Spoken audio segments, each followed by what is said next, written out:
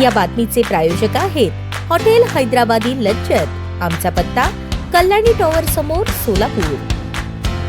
राज्य उत्पादन शुल्क विभाग सोलापूर यांची सागर धोमकर विभागीय उपायुक्त पुणे विभाग यांच्या निर्देशानुसार भाग्यश्री जाधव अधीक्षक राज्य उत्पादन शुल्क सोलापूर, जे.एन. पाटील प्रभारी उपाधीक्षक राज्य उत्पादन शुल्क सोलापूर यांच्या समवेत 20-21 डिसेंबर रोजी राज्य उत्पादन शुल्क विभाग सोलापूर यांची सोलापूर शहर व जिल्ह्यात केलेल्या अवैध हातभट्टी निर्मिती केंद्रांवर अवैध देशी विदेशी मद्य विक्री व वाहतुकीवर केलेल्या धडक कारवाईत एकूण 22 गुन्हे नोंद करण्यात आले असून 22 जणांवर कारवाई करण्यात आली आहे। सदर कारवाईत 15,140 लिटर रसायन, 1462 लिटर हातभट्टी दारू, 500 लिटर देशी मद्य, विदेशी मद्य तसेच बियर, 1 4-चाकी टेम्पो, 4 दुचाकी वाहनांसह एकूण 18,13,110 रुपयांचा प्रोव्हिजनल गुन्ह्यातील मुद्देमाल जप्त करण्यात आला आहे। या विभागाकडून या कालावधीत अवैध मद्य विक्री करणाऱ्या आणि मद्य पिण्यास परवानगी देणाऱ्या एकूण 8 ढाब्यांवर गुन्हे नोंदवण्यात आले असून 32 आरोपींवर कारवाई करण्यात आली आहे। हॉटेल राजमुद्रा, हॉटेल गोकुळ ढाबा, धनगरवाडा ढाबा, के मटण भोजनालय,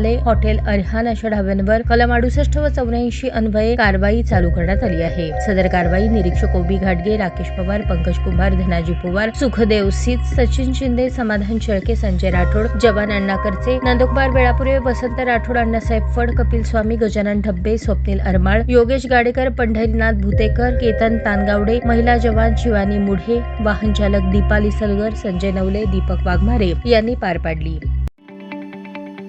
ताज्या बातम्या पाहण्यासाठी प्राईम महाराष्ट्र न्यूज चॅनलला सबस्क्राईब करा।